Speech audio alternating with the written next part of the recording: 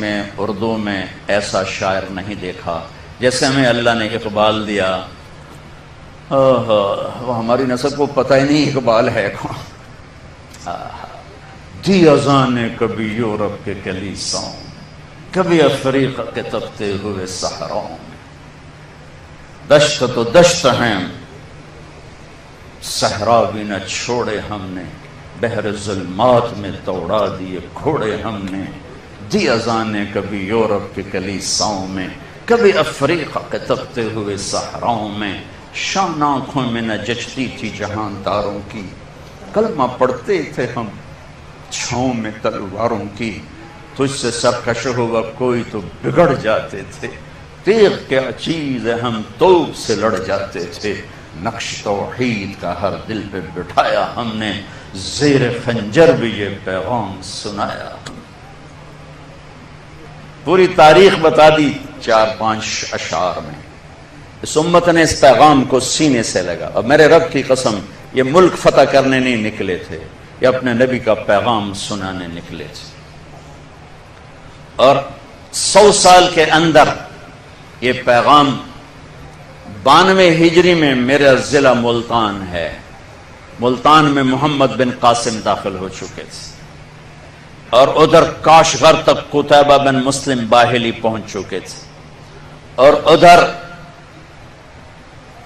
جنوبی فرانس تک عبد الرحمن الغافقی پہنچ چکے تھے، سینیگال چاڈ تک کے حدود اور باؤنڈریز پر صحابہ کے لشکر پہنچ چکے تھے، استنبول کے دروازوں پر ابو ایوب انصاری دستک دے رہے تھے، اور اس طرح یہ آفاق میں گھومے کہ ان کو لوٹ کے آنا بھی بہتوں کو نصیب نہ ہوا۔ ابو زمع بلوی تیونس کیروان میں قبر میں گیا ہوں۔ ابو زمع بلوی کون ہے؟ صلح حدیبیہ میں جب آپ نے سر کے بال مڑائے تو آپ کی حجامت کرنے والے ابو زمع بلوی تھے، تو کچھ بال آپ نے ان سے لے لیے تھے ابو زمع نے۔ جہاں آپ کی قبر مبارک ہے ساتھ ہی بال بھی وہیں دفن ہے، بال بھی وہیں دفن ہے۔ میں نے کہا تو میرے ساتھ ہی دفن کرنا، وہیں بال بھی دفن۔ خیر، ابو لبابہ انصاری تیونس میں ہے، رویفہ انصاری لیبیا میں ہے، عبد الرحمن بن عباس شمالی افریقہ میں ہے، کثیر بن عباس شمالی افریقہ میں ہے، عقبہ بن نافع الجزائر میں ہے، عبد الرحمن الغافقی جنوبی فرانس میں ہے، اسد بن فرات یہ سسلی صقلیہ میں ہے، قسم بن عباس سمرقند میں ہے، عبد الرحمن بن سمرہ خراسان میں ہے، سجستان یہ افغانستان کا پرانا نام ہے سجستان، اور اس میں پورا بلوچستان بھی شامل تھا، خزدار کلات یہ سب سجستان کا حصہ تھا۔ عبد الرحمن بن سمرہ سجستان میں قبر بنی ہے۔ فضل بن عباس ملک شام، ابو الدرداء ملک شام، سلمان فارسی عراق، عقبہ بن عامر الجہنی مصر، عمرو بن عاص مصر۔ یوں یوں یوں قبریں پھیلتی چلی گئیں اور دین زندہ ہوتا چلا۔ خالد بن ولید حمص، بلال دمشق، ابو درداء دمشق، معاذ بن جبل اردن، عبد الرحمن معاذ اردن، ابو عبیدہ بن جراح اردن، عبادہ بن صامت اردن، زرار بن ازور اردن۔ ایک لائن ہے 25,000 سوئے ہوئے ہیں، چند قبریں ہیں باقی زمین کے اندر سوئے ہوئے ہیں، گردش ایام نے ان کے نشان مٹائے پر اللہ کے علم سے تو نہیں مٹ سکتے۔ یوں گھروں سے نکلے، جو میں شعر پڑھا کرتا ہوں ان پہ فٹ آیا، میں تو ایسے ہی پڑھتا ہوں، اصل تو ان پہ فٹ آتا تھا، کبھی عرش پر کبھی فرش پر، کبھی ان کے در کبھی در بدر، ہمیں عاشقی تیرا شکریہ میں کہاں کہاں سے گزر گیا۔ 92 ہجری سے پہلے ہمارے ملک میں اسلام داخل ہو چکا تھا۔ جنوبی ہند جتنا ساحلی بیلٹ ہے، گجرات کا علاقہ، سری لنکا کا علاقہ، مالدیپ کا علاقہ، یہ کاٹھیا واڑ کا علاقہ، یہاں یمن کے تاجروں نے اسلام پھیلایا۔ ہمارا تاجر جھوٹ کے سوا کچھ نہیں جانتا، الا کچھ سچے بھی ہیں، سود کے سوا کچھ نہیں جانتا، کچھ اس سے بچے ہوئے بھی ہیں۔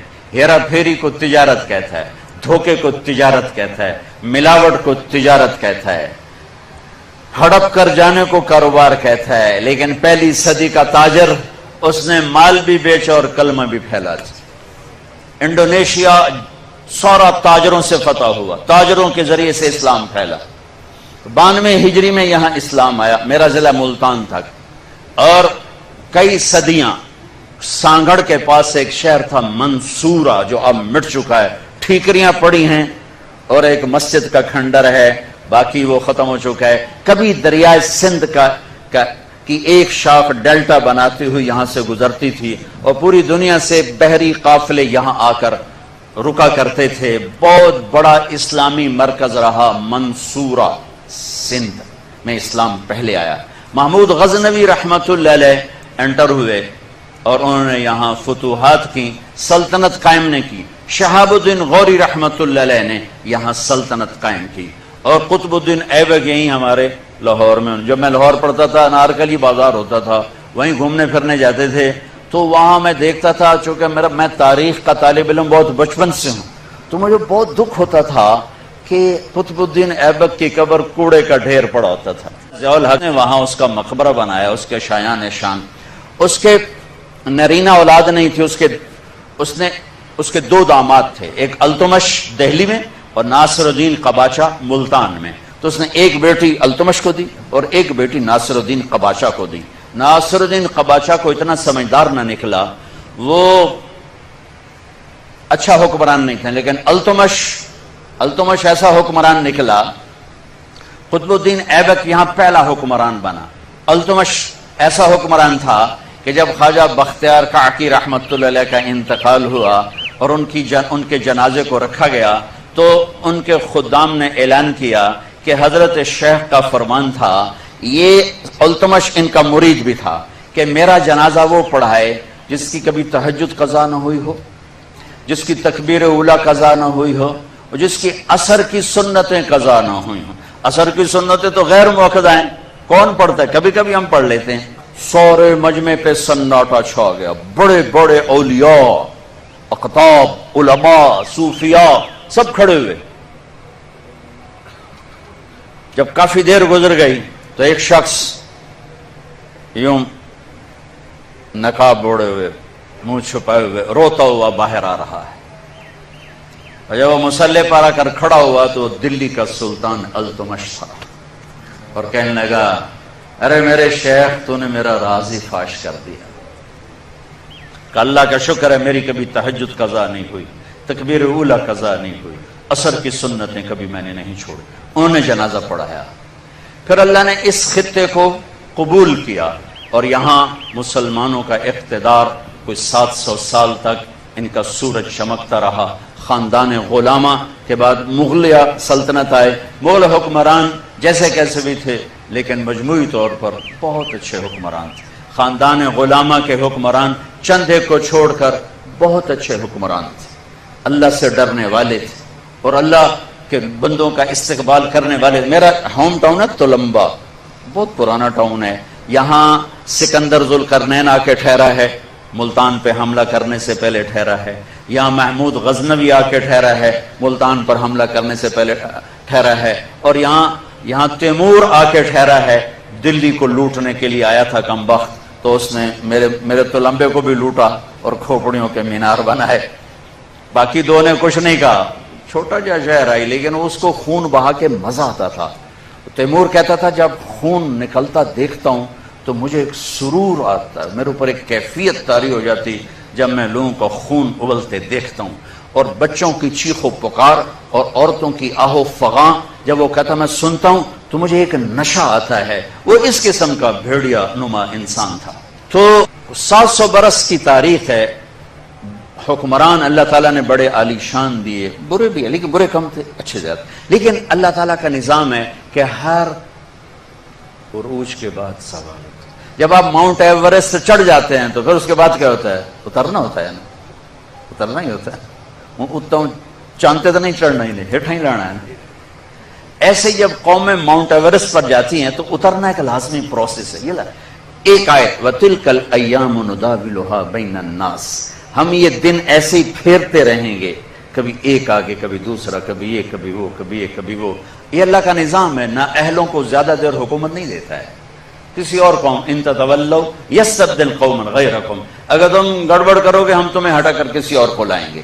تو رفتہ رفتہ رفتہ رفتہ رفتہ جب اسلامی سلطنت مسلمان سلطنت کے قابل ہی نہ رہے، جو آج میرے دیش کا حال ہے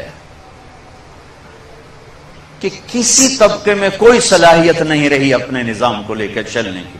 اس لیے میں حکمرانوں کو برا اس لیے نہیں کہتا ہوں کہ میرا تو ریڑھی والا بھی ریڑھی پہ بیٹھ کے جھوٹ بول رہا ہے، تو بادشاہ سے کیسے توقع کروں کہ وہ سچ بولے گا، وہ 22ویں گریڈ والے سے کیسے کہوں کہ وہ بددیانتی نہیں کرے گا۔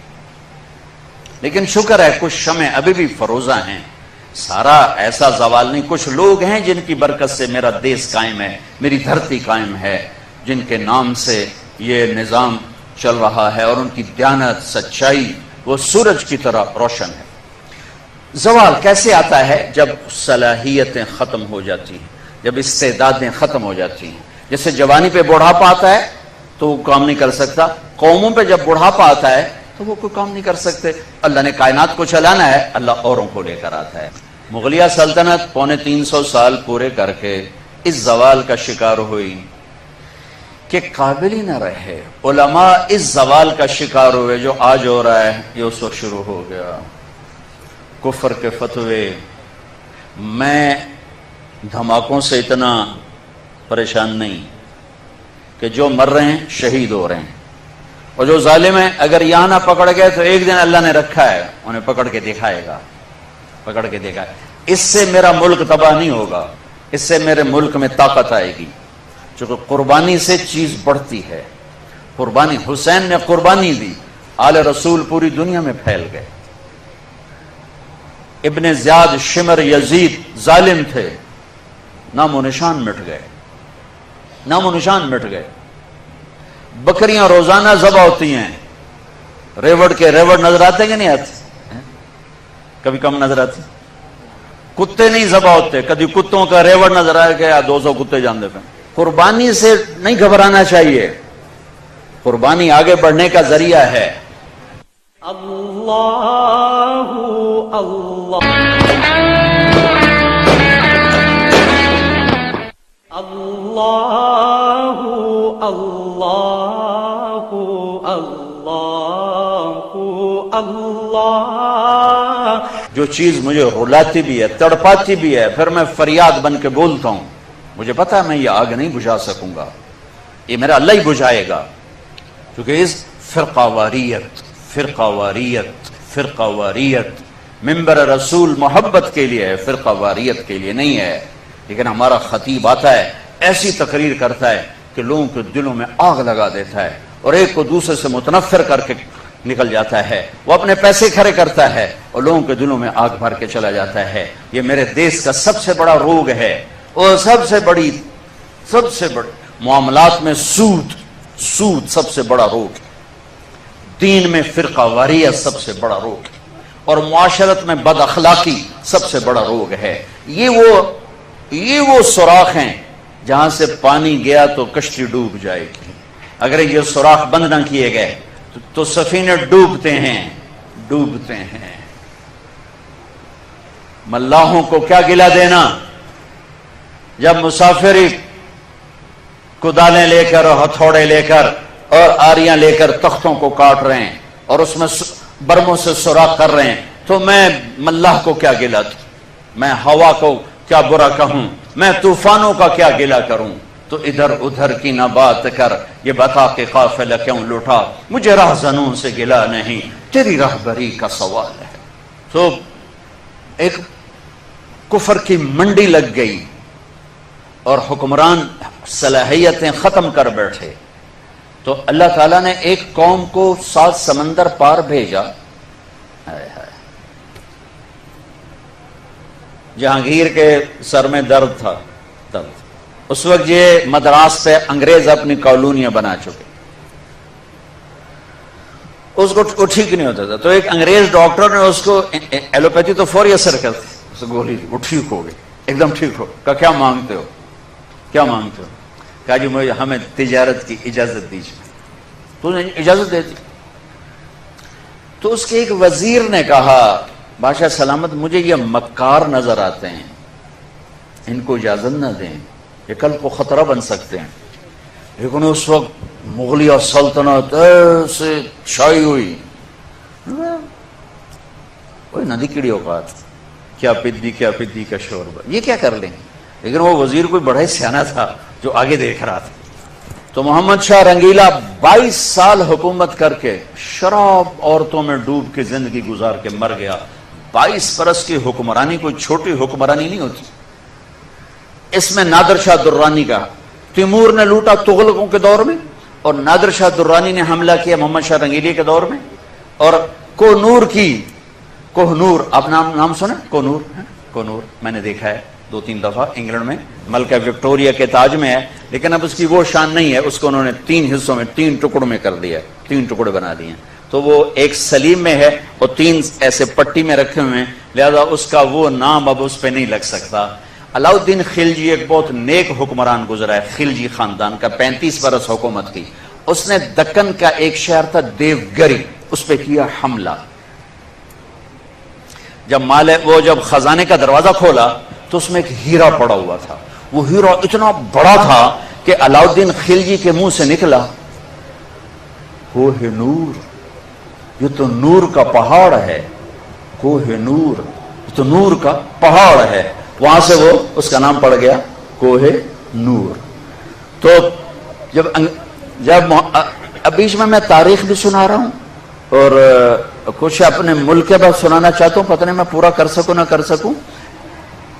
جو کچھ یادداشت میں ہے، کوئی پڑھ کے نہیں ہے، جو کچھ یادداشت میں ہے وہ آپ سے شیئر کر رہا ہوں. وہ نادر شاہ نے کہا وہ کو نور کدھر ہے؟ تو پتہ نہیں، سارا خزانہ دیکھ لیا، نہیں ملا. پھر اس نے محمد شاہ رنگیلے کے آدمی کو پیسے لگائے، کہا جی وہ اس کے پگڑی میں چھپا ہوا ہے، یہاں رکھتا ہے. تو اس نے ضیافت کی، کہنے لگا کہ محمد شاہ اب تو ہم بھائی بن چکے ہیں. 3 دن قتل عام کیا کمبخت نے دلی میں، اب تو ہم بھائی بن چکے ہیں. تو ہم نا دستار اپنی تبدیل کریں، تو میرا بھائی میں تیرا بھائی.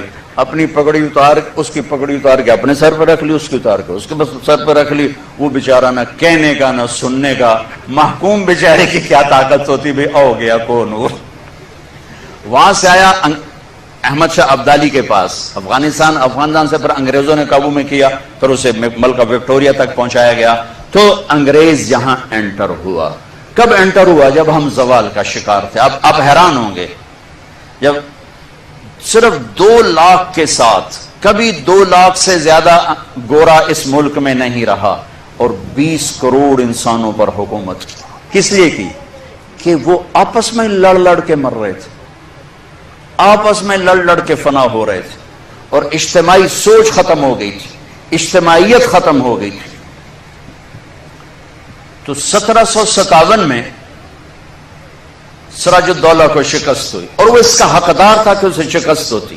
سازش میں چھوٹا سا بہانہ ہے، سازش ہوئی، میر جعفر مل گیا، لیکن میر جعفر کا ملنا شکست کا سبب نہیں ہے، سبب نااہلی ہے. سراج الدولہ دن کے 12 بجے اٹھتا تھا، پورے بنگال کا بادشاہ، اور اس کے مقابلے میں لارڈ کلائیو اس کی کلرک کی حیثیت تھی. وہ کمبخت دن چڑھنے سے پہلے گھوڑے پہ سوار ہوتا تھا اور دن چھپنے کے بعد گھوڑے سے اترتا تھا. وہ سارا دن گھوڑے کی پشت پر، اور وہ سارا دن رات کنیزوں کے درمیان، لونڈیوں کے اندر سراج الدولہ، اور دن میں سوئے ہوئے ہیں. نواب صاحب 12 بجے اٹھیں گے تو شکست تو پھر مقدر ہے. میدان ان کے ہاتھ میں ہوتا ہے جو میدان میں کھڑے ہوتے ہیں. راگ و رنگ، ناچ گانا، موسیقی، یہ زوال کی نشانیاں ہیں. جو قومیں تباہ ہوتی ہیں وہ سارنگی کی سر پہ تباہ ہوتی ہیں. جو قومیں سر اٹھاتی ہیں وہ تلوار کی جھنکار پہ سر اٹھاتی ہیں، تیر کی سنسناہٹ پہ سر اٹھاتی ہیں. میری ساری نسل گانے بجانے میں ڈوب چکی ہے، اور میرے دانشور اس کو تہذیب اور ثقافت کا نام دینے کے لیے سارے زور لگا رہے ہیں. ارے مجھے چھوڑ دو، میری بات دیوار پہ مار دو. پاگلو اپنے شاعر کو پڑھ لو جس کو تم سارے مانتے ہو. تجھ کو بتاتا ہوں کہ تقدیر امم کیا ہے، شمشیر و ثنا اول طاؤس و رباب آخر. جب قومیں اٹھتی ہیں تو ان کے نغمے تلوار کی جھنکار ہوتی ہے، گھوڑوں کی ہنہناہٹ ہوتی ہے. ولادیات ذبحان، قربان جو میرا قرآن، میرا اللہ گھوڑوں کے ہن ہنانے کی قسم اٹھا رہا، ہائے ہائے ہائے ہائے، والعادیات ضبحا فالموریات قدحا فالمغیرات صبحا فاثرن به نقعا ووسطن به جمعا۔ تیمور نے دنیا فتح کی، کبھی محل میں زندگی نہیں گزاری، خیموں میں کم وقت سوتا رہا، ساری زندگی خیموں میں سویا۔ چنگیز خان دنیا کا سب سے بڑا فاتح ہے، ساری زندگی خیمے میں سویا، کبھی محل میں نہیں سویا۔ اس کی اولاد نے سونے چاندی کے گھر کھڑے کر دیے، وہ موت تک خیمے میں سویا۔ کہ آؤ میں تمہیں بتاؤں، آؤ میں تمہیں بتاؤں کہ قوموں کی تقدیر کیا ہے، بلندی کب آتی ہے، زوال کب آتا ہے۔ جب شمشیر ہوتی ہے، تیر و تلوار کے نغمے ہوتے ہیں تو یہ اوپر اٹھتے ہیں، اور جب طبلے کی تھاپ ہوتی ہے اور سارنگی کی سر ہوتی ہے اور گانے والی کیا آواز ہوتی ہے، تو پھر وہ قومیں سو جاتی ہیں، ڈوب جاتی ہیں، ہلاک ہو جاتی ہیں، تباہ ہو جاتی ہیں۔ تم شریعت کو بیچ سے نکال دو، تاریخ کو بیچ میں لاؤ کہ قوموں نے عروج کیسے پکڑا، زوال کیسے آئے۔ سارے حکمران ڈوبے ہوئے تھے سارنگیوں میں، کنیزوں میں، تو اللہ نے انگریز بھیجا، جاؤ ان سب کو جوتے مار اور ان کو تخت سے کان سے پکڑ کے اتار دو۔ آخری میں ٹیپو سلطان تھے، لیکن جب کوئی قوم ڈوبتی ہے تو ایک فرد مشکل سے ہی کسی کنارے لگا سکتا، لہذا وہ اپنی جان کی قربانی دے گئے۔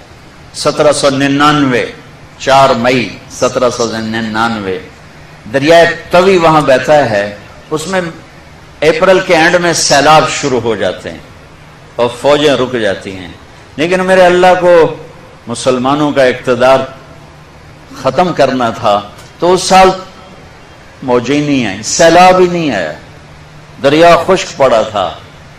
اور انگریز کی مدد کرنے والے کون؟ نظام الدین، حیدرآباد کے مسلمان حکمران۔ مرہٹے تو چلو ہندو تھے، جب ضمیر سوتا ہے، جب حکومتیں کیوں چھینی کہ ٹیپو جیسے شاہ سوار کے لیے، شیر نر کے لیے نظام الدین کی فوج آ رہی، مسلمان فوج آ رہی، اس کے لیے تو انہیں ڈوبنا چاہیے، انہیں مرنا چاہیے، انہیں غلامی کا طوق پہننا ہوگا۔ میرے رب کا نظام ہے، میرے رب کا قانون ہے کہ یہاں نااہل کو نہیں بٹھایا جا سکتا، اہلی آتے ہیں تو نظام چلتا۔ وہاں میر صادق جڑ گیا، ادھر میر جعفر جڑ گیا۔ این جب وہ اگر یہ نہ بھی ہوتا نا تو بھی ہو ہی جانا تھا۔ میر صادق نے کہا بھائی وہ تنخواہ لے لو، فوج انگریز نے حملہ کیا، وہ کہتا آؤ بھی تنخواہ لے لو، سارے تنخواہ لے لو۔ وہ پتہ نہیں کیسے کرائے کے فوجی تھے، وہ تنخواہ لینے کے لیے دوڑ گئے۔ ٹیپو کھانا کھا رہے تھے، نوالا ہاتھ میں تھا کہ شور پڑا کہ جی قلعے کی دیوار ٹوٹ گئی، فوجیں داخل ہو گئیں، کھایا نے وہیں چھوڑ دیا۔ شیر کی ایک دن کی زندگی گیدڑ کی 100 سال کی زندگی سے بہتر ہے۔ انہیں پتا تھا کوئی راستہ نہیں ہے، اپنی جان کا نذرانہ دیا تو جنرل ہیرس نے کہا آج ہندوستان ہمارا ہے۔ شاہ عالم ثانی کے زمانے میں دہلی میں انگریز داخل ہو گئے، اور پھر بہادر شاہ ظفر جو 1857 کی جنگ آزادی، وہ ایک ایسے جیسے یہ ہمارا جلوس نہیں ہوتا، جلوس، ان جلوسوں نے کبھی کچھ کیا؟ جلوسوں سے کچھ نہیں ہوتا سوائے کہ 2-4 گڈیاں ساڑ دو، 2-4 سائن بورڈ بن دو تو جاندے گراہ گراندے بوجھب لٹ لو۔ تو وہ ایک جلوس تھا، نہ کوئی نظم تھا، نہ کوئی ترتیب تھی۔ اور ظلم کا جواب ظلم نہیں ہوتا ہے۔ جب انہوں نے دلی پہ قبضہ کیا تو انگریز عورتیں تھیں وہاں، 70 انگریز عورتیں تھیں اور 30-40 بچے تھے، انہوں نے سب کو ذبح کر دیا۔ ان کے ساتھ اللہ ہوگا جو عورتوں کو ذبح کر دیں، جو بچوں کو ذبح کر دیں۔ میرا دین ظلم کی اجازت نہیں دیتا۔ حضرت علی اور یہودی آپس میں جنگ ہو رہی، خیبر قمواس کا قلعہ، ابھی بھی اس کی دیواریں کڑی، میں پچھلے سال گیا تھا وہاں، اس کو دیکھا تھا جا کر۔ یہاں سے حضرت علی چڑھے، دروازہ توڑا سر، تو اس پر وار کرنے لگے، اس نے منہ پہ تھوک دیا، اس نے منہ پہ تھوک دیا، تلوار پیچھے کر لی۔ کہ چلو دوبارہ. کہنے لگا ہیں دوبارہ کیوں؟ مجھے قتل کیوں نہیں کیا؟ تو میرے اوپر چھا گیا تھا. کہ پہلے تو میں اللہ کے لیے قتل کر رہا تھا، جب تو نے میرے منہ پہ تھوکا تو مجھے غصہ آ گیا، مجھے ڈر لگا کہ تمہارا قتل میرے غصے کی وجہ سے کہیں نہ ہو، اللہ نہ ناراض ہو جائے، میں تمہیں اللہ کے لیے قتل کر رہا ہوں. انہوں نے کہا میاں مجھے کلمہ پڑھا دے، مجھے نہیں لڑنا. اور جب اسلامی لشکر جاتے تھے تو حکم ہوتا تھا کسی بچے کو نہیں قتل کرنا، کسی عورت کو نہیں قتل کرنا. اور یوں 1857 پر آ کر مکمل زوال ہو گیا. اور پنجاب میں رنجیت سنگھ آ گیا تو اتنا کامیاب حکمران نکلا کہ انگریز آنکھ نہیں اٹھا سکے جب تک رنجیت سنگھ زندہ رہا. 1818 میں اس نے میرا ضلع ملتان فتح کیا. رنجیت سنگھ مظفر خان کی حکومت تھی، وہ 5 بیٹوں سمیت شہید ہوئے. وہ خود بڑے عالی حکمران تھے، لیکن نہ عوام میں جان تھی نہ فوج میں جان تھی، صلاحیتیں ختم ہو چکی تھی. شہید ہو 5 بچوں سمیت شہید ہو. پھر اس کمبخت نے وہاں میرے علاقے میں 3 بازار حسن قائم کیے. ایک ملتان میں بنایا طوائفوں کا اڈا، ایک کیروڑ پکا میں بنایا، اور ایک میرے تلمبے شہر میں بنایا. میں تو جب سے طوائفوں سے ملا ہوں مجھے طوائفیں مظلوم نظر آئی ہیں اور انہیں نچانے والے ظالم نظر آئے ہیں. ان کے جسموں سے کھیلنے والے درندے ہیں، انہیں گھنگرو پہنا کے نچانے والے بھیڑی اور درندہ نما انسان ہیں. وہ تو مظلومیت کی ایک عجیب داستان ہے. کون عورت ہے جو روزانہ کسی کے لیے تیار ہو؟ کس عورت کی فطرت ہے کہ وہ ہزاروں ہوسناک نظروں کے سامنے ناچے اور گھنگرو باندھے؟ وہ سٹیج پر ان کا گھنگرو چھنکتا ہے اور تنہائی میں ان کی آنکھیں چھلکتی کہ میرے دیش کے مالداروں کا ظلم ہے کہ وہ انہیں نچانے کے لیے تو تیار ہیں، انہیں چادر پہنانے کے لیے تیار نہیں ہیں. میں زمینداروں کا بیٹا ہوں، میں نے سب اپنی آنکھوں سے دیکھا.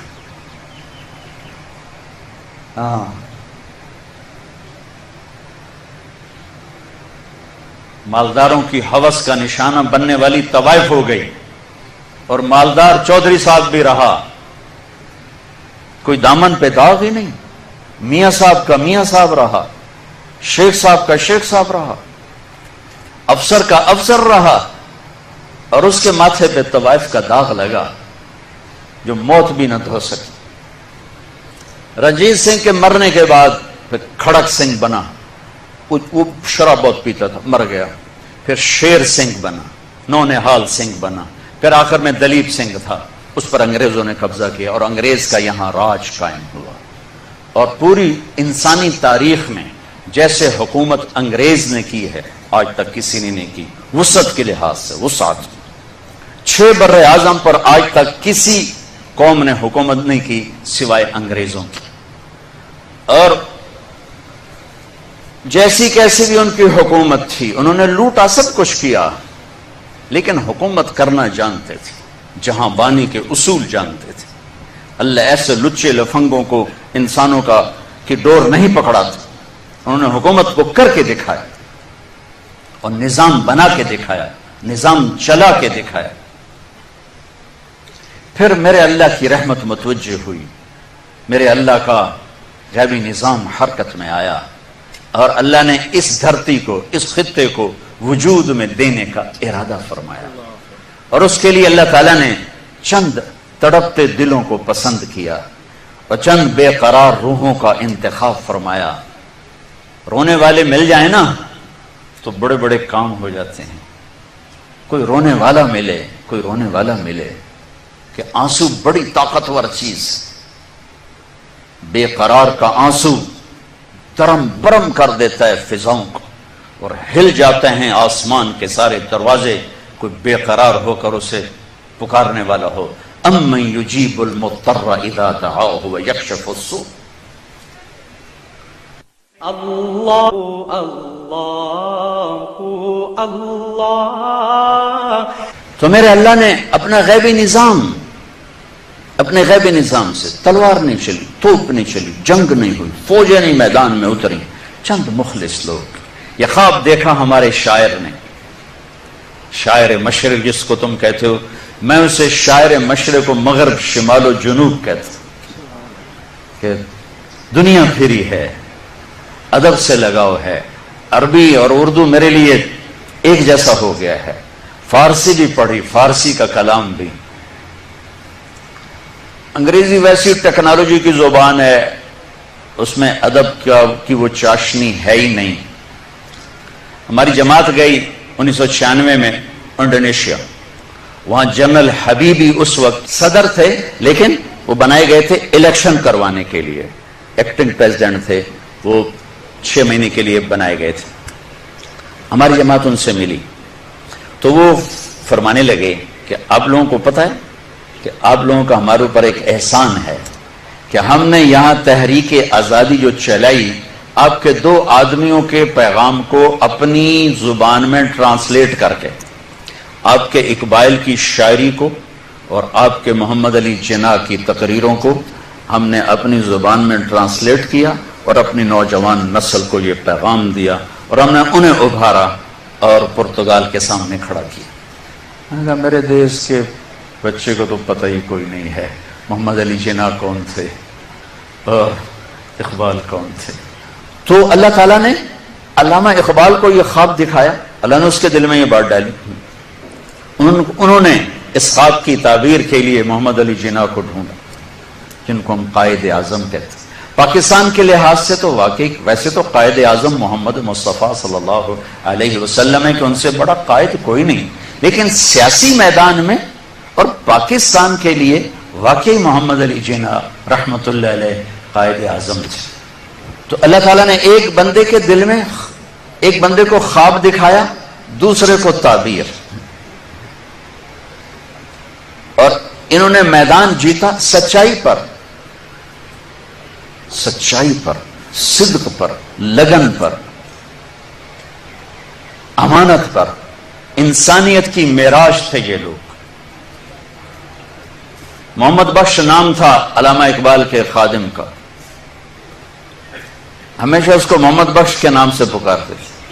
ایک دفعہ نام نے لیا، کسی اور طرح سے پکارا تو وہ کہنے لگا آپ نے اب مجھے نام سے کیوں نہیں پکارا؟ کہا میں نے اللہ کے نبی کا نام کبھی بغیر وضو کے نہیں لیا، آج میرا وضو نہیں تھا اس لیے میں نے تمہیں تمہارے نام سے نہیں پکارا۔ اللہ نے ان 1436 سالوں میں 2 ریاستیں اسلام کے نام پہ بنی، 2 ریاستیں، ایک مدینہ منورہ کی ریاست جس کی بنیاد میرے محبوب نے رکھی، محمد مصطفیٰ صلی اللہ تعالی علیہ وسلم نے رکھی، پھر گردش ایام کوئی 14 صدی گھومی اور میرے رب کو ایک خطہ بنانے کا میرے رب نے ارادہ کیا، اور اس کے لیے وہ رات چنی جتنی میں نے تاریخ پڑھی ہے، میں نہیں پڑھا، میں ساری پڑھ لی جتنی میں نے پڑھی ہے، ملک بنے بھی ٹوٹے بھی کوئی ملک، کوئی خطہ 27 رمضان کی رات نہیں بنا۔ یہ واحد ملک ہے، یہ واحد دھرتی ہے، یہ اتفاق ہو گیا، او جی ایم ہی ہو گیا اچانک۔ اس کائنات میں کوئی چیز اتفاقاً نہیں ہوتی، سب ایک نظام سے ہوتا ہے، اتفاق سے نہیں ہوتا، انتخاب سے ہوتا ہے۔ ملک نے آزاد ہونا تھا، ایک ٹکڑا ملنا تھا، اللہ رحمت علی کی قبر پہ رحمت اتارے، کیا نام رکھ کے گیا؟ پاکستان، سبحان اللہ، پاک زمین۔ خواب تو بڑا اچھا دیکھا تھا، ہم اس کو تعبیر کا سہرا نہ پہنا سکے۔ 27 رمضان، 14 اگست، یوں جوڑ دی اللہ تعالیٰ۔ سارے مہینوں کا سردار ہے رمضان، اور ساری راتوں کی سردار ہے لیلۃ القدر، ساری راتوں کی سردار۔ اللہ نے رمضان کیوں چنا؟ 27 کیوں چنی؟ اور سوچو تو صحیح میرے عزیزو، ہماری نسل بیٹھے ہو، یہ بچے بچیاں، اس دیش کی قدر کرو۔ یہ ناچنے گانے کے لیے نہیں بنایا تھا ہمارے بڑوں نے، یہ ظلم و ستم کے لیے نہیں بنایا تھا، یہ boy friend girl friend culture کے لیے نہیں بنایا تھا۔ یہ خواب دیکھا تھا کہ ایک دیش ہوگا جہاں میرا رب کا نام زندہ ہوگا، کہ ہم آزادی سے اللہ کا نام لے سکیں گے، کیونکہ مسلم اور کافر کے مفاد ایک نہیں ہیں، مسلم اور کافر کی سوچ ایک نہیں، یہ آپس میں اکٹھے ہو کر نہیں چل سکتے، چونکہ ترجیحات کا فرق ہے، سوچ کا فرق ہے۔ اگرچہ وہ ہو نہ سکا، مجھے کبھی کبھی اتنا رونا آتا ہے کہ یا اللہ، ساری دنیا کے لوگ تو پیش ہوں گے تیرے سامنے اور تیرے نبی کے سامنے، یہ امت، لیکن یہ پاکستان والے 6 لاکھ کے سامنے بھی پیش ہوں گے جو اس دیش کے لیے ذبح ہوئے، عزتیں قربان ہوئیں۔ چند دن پہلے مجھے ہندوستان کے لوگ ملے انڈیا میں،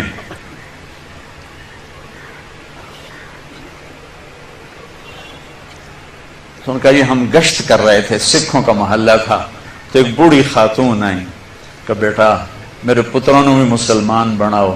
میں مسلمان ہاں، میں 47 پکڑی گئی ہوں، میں مسلمان، میری ساری اولاد سکھ ہے، کوئی نہ مسلمان بنا چھوڑو، میں آج تائیں ایمان نو اپنے ہاں نہ لایا۔ ایسی لاکھوں بیٹیاں تھیں۔ اگر ناچنا گانا ہی کرنا تھا تو انہیں ذبح ہونے کی کیا ضرورت تھی؟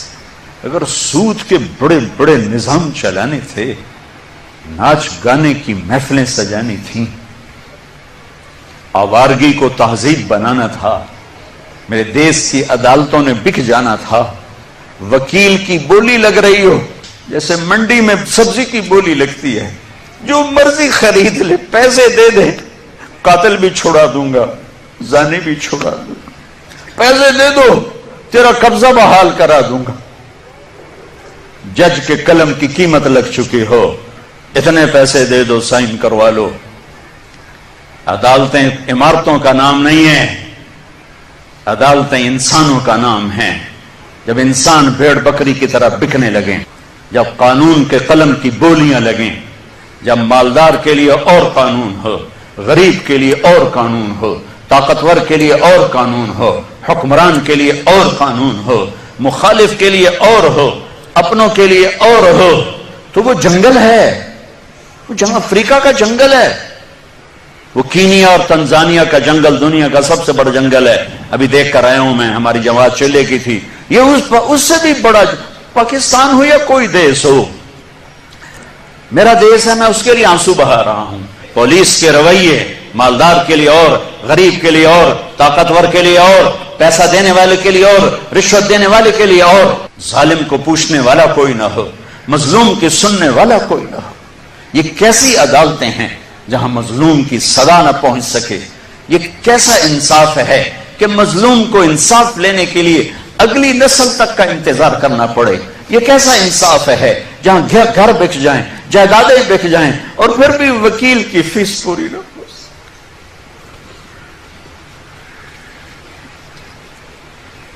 ہمارے بزرگوں نے بہت اچھا خواب دیکھا، بڑے ذبح ہوئے، بڑے ذبح ہوئے۔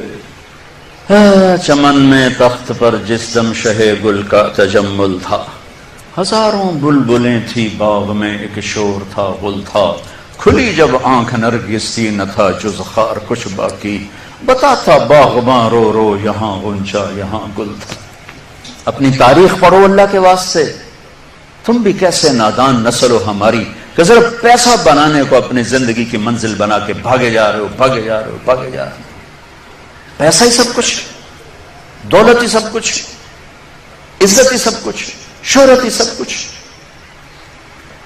ایسی بیکار زندگی، ایسی بے مقصد زندگی۔ ایک موت ہے جو پیچھے لگی ہوئی ہے، یہ شمع گل ہو جائیں گی، یہ بولتی زبان ہمیشہ کے لیے خاموش ہو جائے گی، کانوں کے ٹیلی فون کے تار کٹ جائیں گے، یہ سفید لباس پہنا ہوا جسم لٹھے کے کفن میں لپیٹ کر مٹی میں مٹی کر دیا جائے گا۔ پھر ایک دن آئے گا کہ تیرے جسم کو کھانے والے کیڑے بھی مٹی میں مٹی ہو جائیں گے۔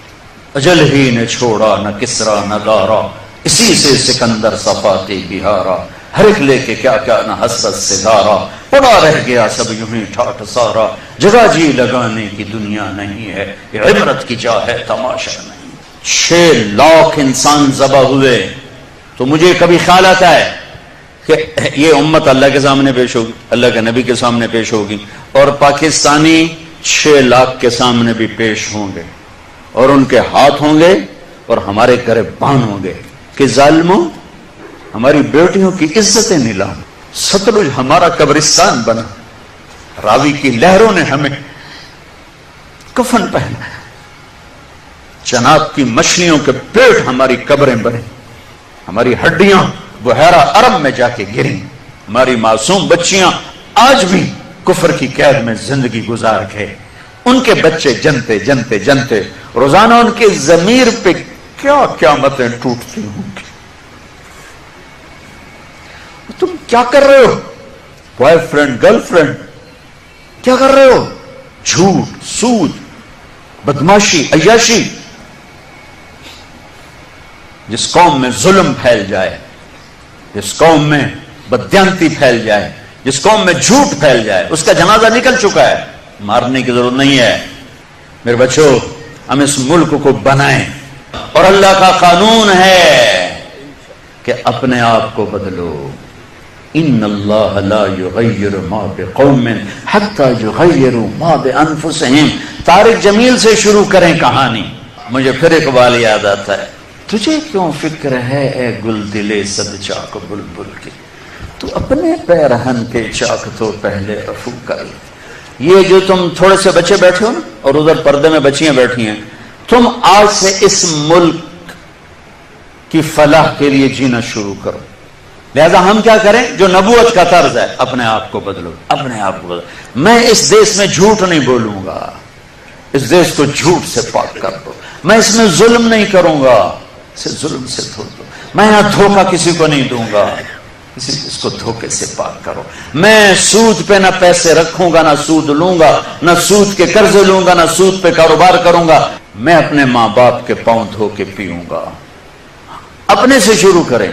میری نماز نہیں چھوٹے گی۔ اب لڑکے لڑکیاں کٹھے پڑھتے ہو، میری نظر کبھی بے حیا نہ اٹھے گی۔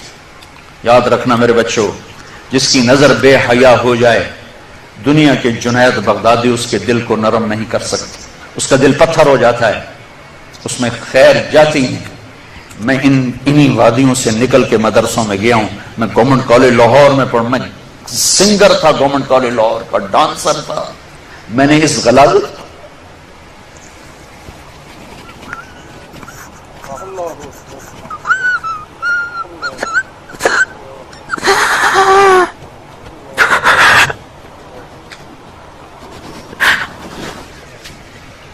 میں نے ان اندھیروں میں سفر کیا ہوا ہے، میں نے ان ابلتے گٹروں کا پانی پیا ہوا ہے۔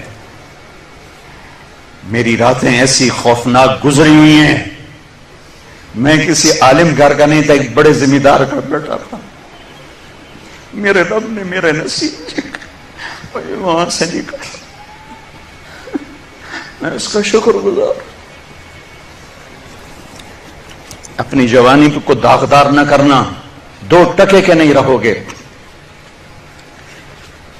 میرے بس میں نہیں ہے کہ میں لڑکیوں کی تعلیم الگ کر دوں، لڑکوں کی الگ کر دوں، لیکن یہ تو کہہ سکتا ہوں کہ اپنی نظروں کو حیا سکھا دوں، انہیں حیا کا سرما لگا دوں، ورنہ میرے رب کی قسم ذلت کے سوا کچھ نہیں۔ پاک دامنی اور حیا جیسا زیور کائنات میں کوئی نہیں ایمان کے بعد۔ آؤ بھائی ہم اپنے دیش کو ٹھیک کریں ہیں۔ ہمارے بچے 14 اگست مناتے ہیں، سیلنسر کھول کے موٹر سائیکل بگانا شروع کر دیتے ہیں۔ یہ انسانیت ہے یا حیوانیت؟ ون ویلنگ کرتے ہوئے مر جاتے ہیں، حرام موت مرتے ہیں، خودکشی کی موت مرتے ہیں۔ ہمارے لیے 14 اگست کی رات بڑی مقدس رات ہے۔ موٹر سائیکل نہ دوڑاؤ، ناچ گانے نہ کرو، مسجدوں میں جا کے بیٹھو۔ یا اللہ تیرا شکر ہے تو نے اتنا خوبصورت ملک دیا، ساری دنیا پھری ہے۔ ایسا خطہ کہیں نہیں دیکھا، ایسا خطہ کہیں نہیں دیکھا، ایسی خیر کی شکلیں کہیں نہیں دیکھی، ایسے علم والے، ایسے زہد والے، ایسے نوجوان۔ برائی اگرچہ ہے لیکن جو خیر کا پہلو میں اس ملک میں دیکھتا ہوں پوری دنیا میں کہیں نہیں دیکھتا، پوری دنیا میں۔ تو میرے عزیزو، ہم اپنے اللہ سے اس نعمت کے شکرانے میں وہ کریں جو اللہ ہم سے چاہتا ہے۔ ہم اس ملک کو ٹھیک کریں کہاں سے؟ طارق جمیل سے۔ یہاں وہ یہ کر رہا ہے، وہ یہ کر رہا ہے، وہ یہ کر رہا ہے، اس کو بند کر دو، وہ دیکھو کی کر گیا، وہ کہ او کی کر گیا، اندھے ہو جاؤ، بہرے ہو جاؤ، گونگے ہو جاؤ، اپنے عیب دیکھو، اپنے عیب سنو، ضمیر کی آواز سنو، دل کی دھڑکوں سے اٹھنے والی باتیں سنو، اور پھر قرآن سامنے رکھو، قرآن پڑھو۔ تم سب سے کہتا ہوں قرآن پڑھو، قرآن پڑھو، تاکہ ممبر پر بیٹھنے والے کا تمہیں پتا ہو کہ یہ ہمیں پیغام دے رہا ہے یا آگ لگا رہا ہے، یا ہمیں نفرتوں میں دھکیل رہا ہے یا محبت کے پھول دے رہا ہے۔ اور اپنے نبی کی زندگی پڑھو، اپنے نبی کی زندگی پڑھو۔ میں کسی فرقے کا ترجمان نہیں ہوں، میں اسلام کا ترجمان ہوں، میں اسلام کا ترجمان ہوں۔ یہ بھڑکتی آگ ہے جس نے سارے خرمن کو جلا دیا ہے۔ میں اکیلا کہاں تک بولوں اور کیا کیا بولوں، لیکن میرے سامنے ایک واقعہ ہے کہ جب ابراہیم علیہ السلام کی آگ بھڑکائی گئی تو گرگٹ کرلا، وڈا کرلا، اس نے آ کے پھونکیں ماری، پھونکیں، اور نام مرادہ تیری پھوکا نال کڑی اگ بچ جاونی۔ لیکن ایسی نحوست اس کے لیے مقدر میں آئی کہ میرے نبی نے فرمایا جہاں گرگٹ ملے اسے قتل کیا جائے۔ گرگٹ زیادہ تر افریقہ میں بہت ہے، ہمارے جنگلوں میں ہوتا ہے، شہروں میں نہیں۔ کبوتر نے کیا کیا، اس نے چونچ میں پانی بھرا اور جا کر ابراہیم علیہ السلام کی آگ کے اوپر گرایا۔ میرے کو پوچھنی تو کوئی نہیں، پر میرا نا تلک بجھاون والے ہیں۔ تو میرے اللہ نے کبوتر کی ایسی محبت ڈالی لوگوں کے دلوں میں کہ حرمین میں کبوتر کے سوا کوئی پرندہ کوئی، ہزاروں پرندے گنبد خضرا کا طواف کر رہے ہوتے ہیں، ہزاروں کبوتر بیت اللہ کا طواف کر رہے ہوتے ہیں، ہزاروں کبوتر مسجد نبوی کا طواف کر رہے ہوتے ہیں، اور ساری دنیا سے آنے والے مسلمان ان کو دانا ڈال رہے ہیں، دانا ڈال رہے ہیں۔ یہ اس کبوتر کی طفیل ہے جس نے 2 چونچ پانی گرایا تھا۔ میں کچھ نہیں ہوں، میں ایک کبوتر ہوں جو 2 چونچ پانی گرا رہا ہوں۔ اس بھڑکتی آگ کو میں نہیں بجھا سکتا، لیکن میں اس آگ کو میں پھونک نہیں مار سکتا۔ میں پھونک مارنے والوں میں اپنا نام نہیں لکھانا چاہتا۔ میں اللہ کے رسول کے دربار میں پیش ہو کے کہنا چاہتا ہوں، یا رسول اللہ، میں نے تو آپ کی امت کو جوڑنے کی کوشش کی تھی، آگے تمہاری مرضی، شیعہ بنو، سنی بنو، بریلوی بنو، دیوبندی بنو، وابی بنو، جو مرضی ڈھول بجاؤ، ارے مسلمان بن کے رہو، مسلمان بن کے رہو، امت بن کے رہو، امت بن کے رہو۔ اللہ اللہ اللہ